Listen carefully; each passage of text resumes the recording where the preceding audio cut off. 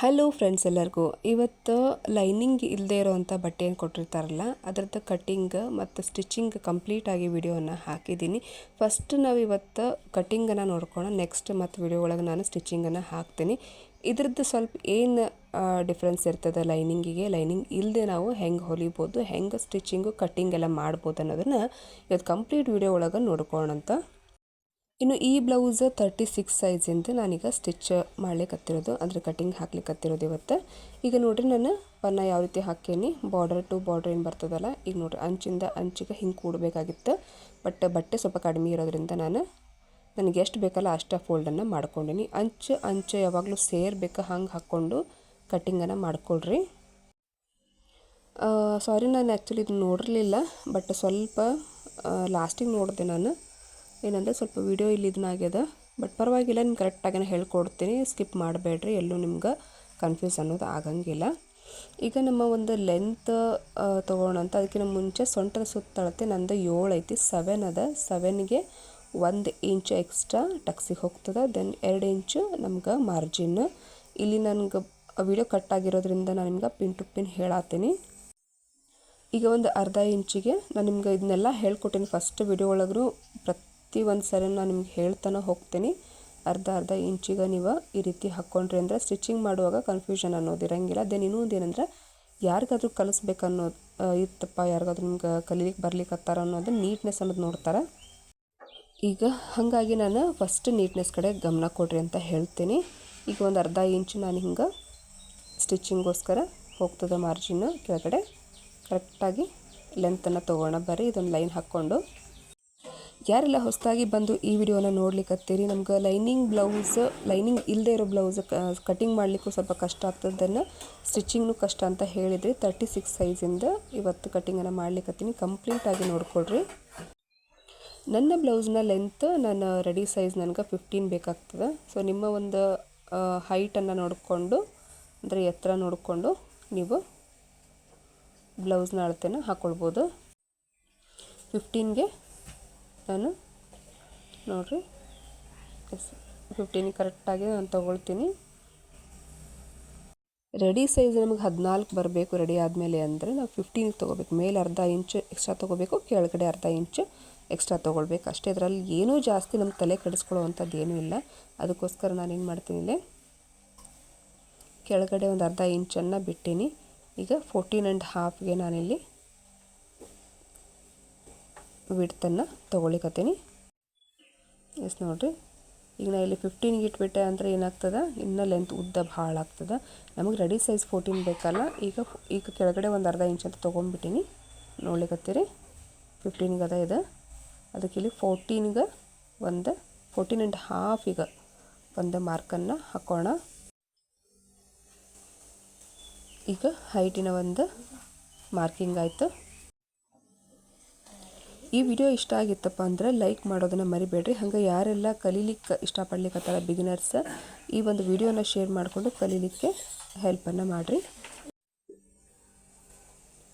ಭಾಳ ಸಾವಕಾಶಾಗಿ ಹೇಳ್ಕೊಡತ್ತೀನಿ. ಇನ್ನು ನಿಮ್ಗೆ ಇಲ್ಲಿ ಕನ್ಫ್ಯೂಸ್ ಆಗ್ಲಿಕ್ಕತ್ತದ, ಕರೆಕ್ಟಾಗಿ ಕಾಣಿಸ್ಲಿಕ್ಕತ್ತಿಲ್ಲ ಅಂತ ಅಂದ್ಕೊಳ್ತೀನಿ ನಾನು.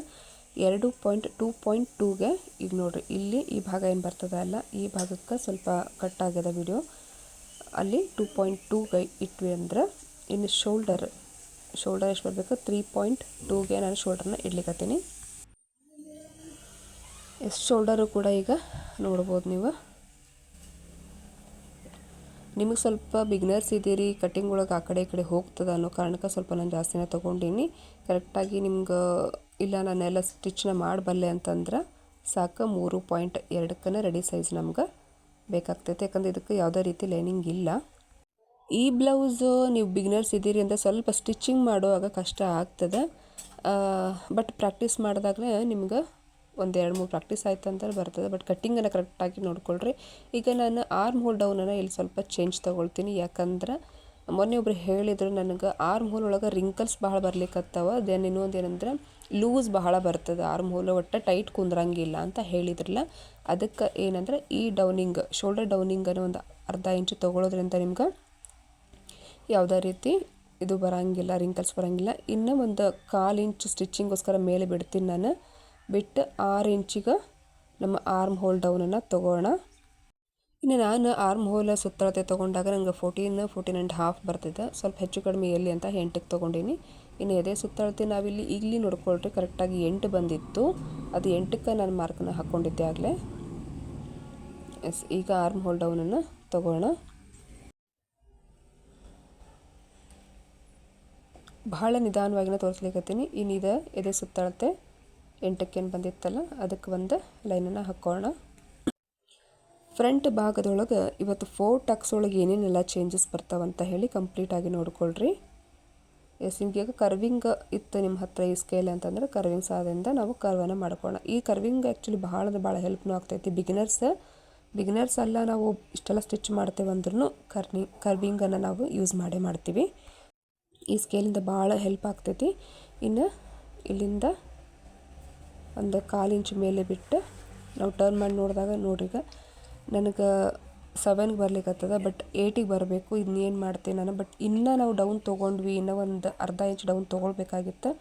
ಬಟ್ ಅರ್ಧ ಇಂಚ್ ಡೌನ್ ತೊಗೊಂಡ್ರೆ ಏನಾಗ್ತದೆ, ಬಹಳ ಆರ್ಮ ದೊಡ್ಡದಾಗ್ತದೆ. ಸೊ ಬೇಡ ಅಂತ ನಾನೇನು ಮಾಡ್ತೀನಿ, ಇದಕ್ಕೆ 1 ಇಂಚ್ ಎಕ್ಸ್ಟ್ರಾ ಜಾಸ್ತಿ ಕೊಡ್ತೀನಿ. ಇಲ್ಲಿಂದ ನೋಡ್ರಿಗ ಇಲ್ಲಿಂದ ಕರೆಕ್ಟಾಗಿ ನಿಮ್ಗೆ ಮಾರ್ಕ್ ಮಾಡಿ ತೋರಿಸ್ಲಿಕ್ಕತ್ತೀನಿ, ಕನ್ಫ್ಯೂಸ್ ಆಗಬಾರ್ದು ಅನ್ನೋ ಕಾರಣಕ್ಕೆ. ನಾನು ಏನು ಮಾರ್ಕ್ ಹಾಕ್ಲಿಕ್ಕತ್ತಿಲ್ಲ, ಇದೇ ರೀತಿ ನೀವು 36 ಸೈಜ್ ಅದ ಅಂದರೆ ಕರೆಕ್ಟಾಗಿ ಪರ್ಫೆಕ್ಟಾಗಿ ಕೊಡ್ತದೆ. ಇಲ್ಲಿಂದ ಇಲ್ಲಿಗೆ 1 ಇಂಚ್ ಬರಬೇಕು. ಇನ್ನು ಮೇಲಿಂದ ನೋಡಿರಿ 7ಗೆ ಬರ್ಲಿಕ್ಕತ್ತದ, ಇಲ್ಲಿಗೆ ಕರೆಕ್ಟಾಗಿ ನಾನು 8ಗೆ ಹಾಕ್ಕೊಳ್ತೀನಿ. ಡೌನಿಗೆ ತೊಗೊಂಡಿದ್ವಿ ಅಂದರೆ ಆರ್ಮ್ ಹೋಲ್ ಭಾಳ ದೊಡ್ಡದು ಬರ್ತದೆ. ಹಾಗಾಗಿ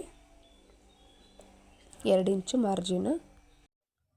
ದೆನ್ ಮಾರ್ಜಿನ್ ಲೈನನ್ನು ಅಂದರೆ ಫಿಟ್ಟಿಂಗ್ ಲೈನನ್ನು ನಾವೀಗ ಜಾಯಿಂಟ್ ಮಾಡ್ಕೊಳ್ಳೋಣ. ಬಿಗಿನರ್ಸಿಗೆ ಲೈನಿಂಗ್ ಇಲ್ಲದೆ ಇರೋಂಥ ಬ್ಲೌಸ್ ನಿಜವಾಗ್ಲೂ ಹೌದು ಸ್ವಲ್ಪ ಕಷ್ಟ ಆಗ್ತದೆ. ಇನ್ನು ಪೈಪಿಂಗ್ ಮಾಡುವಾಗ ಭಾಳ ಕಷ್ಟ ಆಗ್ತದೆ. ಅದನ್ನು ಇವತ್ತು ನಿಮ್ಗೆ ಸಾಲ್ವ್ ಹೆಂಗೆ ಮಾಡ್ಬೇಕು ಅನ್ನೋದನ್ನ ಹೇಳ್ಕೊಡ್ತೀನಿ. ಎಸ್, ನೋಡಿದೆಲ್ಲ ಬ್ಯಾಕ್ ಸೈಡಿಂದ ನಿಮ್ಗೆ ಫಿಟ್ಟಿಂಗ್ ಲೈನ್ ಆಯಿತು, ಆರ್ಮ್ ಹೋಲ್ ಆಯಿತು. ಇನ್ನು ನಮ್ಗೆ ಬರುವಂಥದ್ದು ನೆಕ್ ಲೈನ್. ಈ ನೆಕ್ ಲೈನನ್ನು ನಾನು 3.5ಗೆ ತೊಗೊಂಡಿದ್ದೀನಿ, 3.5ಗೆ ತೊಗೊಂಡಿನಿ.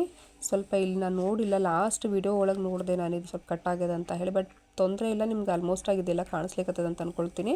ಇನ್ನು ಕರ್ವಿಂಗ್ ಹೆಲ್ಪಿಂದ ಕರ್ವನ್ನು ಮಾಡ್ಕೋಣ. ಇನ್ನು ನಾವು ಈ ರೀತಿ ಆರ್ಮ್ ಹೋಲ್ ಟೈಟ್ನ ಕರೆಕ್ಟಾಗಿ ತೊಗೊಂಡಿದ್ವಿ ಅಂದರೆ ನೀವು ಇಲ್ಲಿ ಎಷ್ಟು ಬ್ರಾಡ್ ಆದರೂ ತೊಗೋಬೋದು. ನಾನು ಏನು 3.5 ತೊಗೊಂಡಿಲ್ಲ, ಇಲ್ಲಿ 4 ಕೂಡ ನೀವು ತೊಗೊಳ್ಬೋದು. ನಿಮಗಿಲ್ಲಿ ಇಳಿಯೋದಿಲ್ಲ, ಶೋಲ್ಡರ್ ಒಟ್ಟು ನಿಮ್ಗೆ ಆ ಕಡೆ ಈ ಕಡೆ ಡೌನ್ ಆಗೋದೇ ಇಲ್ಲ. ಅದು ಬೇಕಿದ್ರೆ ನಾನು ಹೇಳಿರುವಂಥ ಫಾರ್ಮುಲಾ ಬೇಸ್ ಮೇಲೆ ನೀವು ಕಟಿಂಗ್ ಮಾಡಿ ನೋಡಿರಿ, ಭಾಳ ನೀಟಾಗಿನೂ ಕೂಡ್ತದೆ.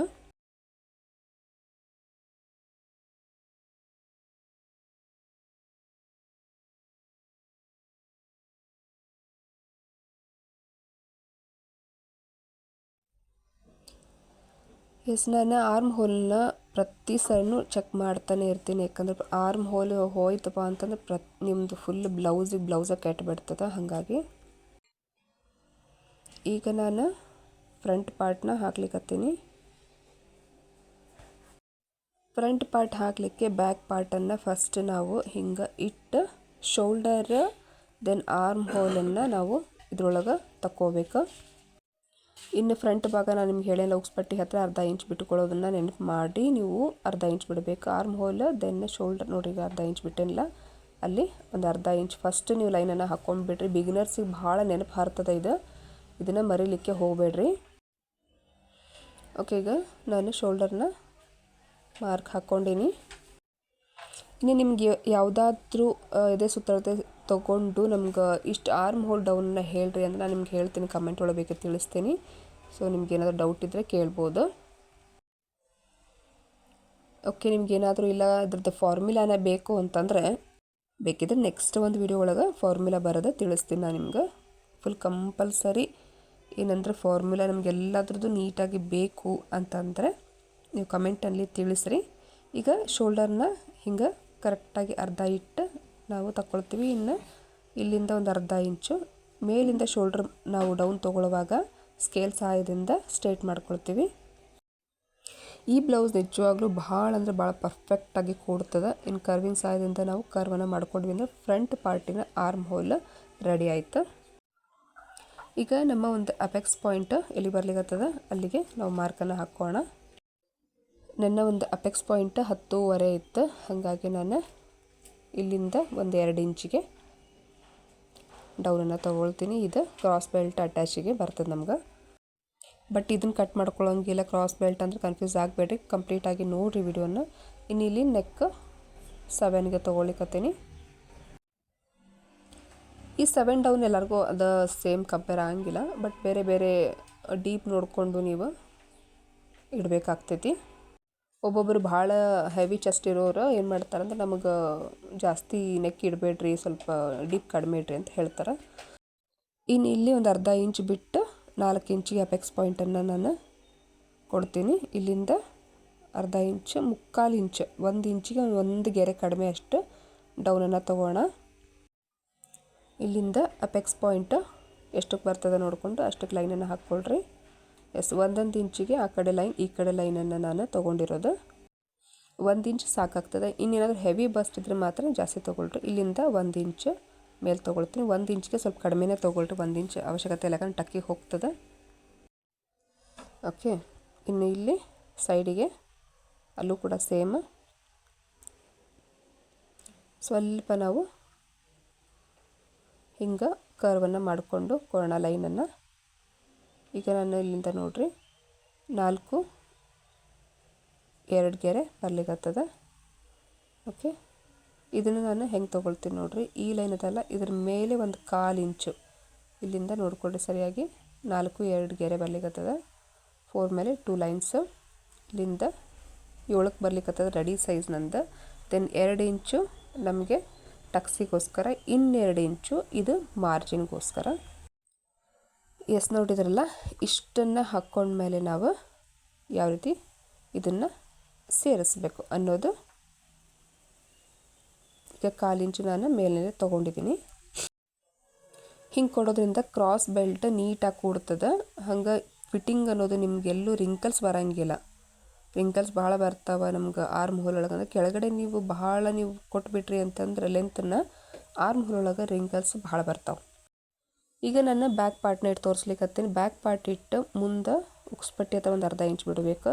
ಈಗ ಇರೋ ಸೈಜ್ಗೆ 1 ಇಂಚ್ ಎಕ್ಸ್ಟ್ರಾ ತೊಗೊಳ್ಬೇಕು, ಯಾಕಂದ್ರೆ ನಾವು ಇಲ್ಲಿ ಟಕ್ಸಿಗೋಸ್ಕರ ನಾವು 1 ಇಂಚ್ ಎಕ್ಸ್ಟ್ರಾನ ತೊಗೊಳ್ತೀವಿ. ಇದು ನೆನಪಲ್ಲಿಲಿ, ಇದು 4 ಟಕ್ ಬ್ಲೌಸ್ ಅದ.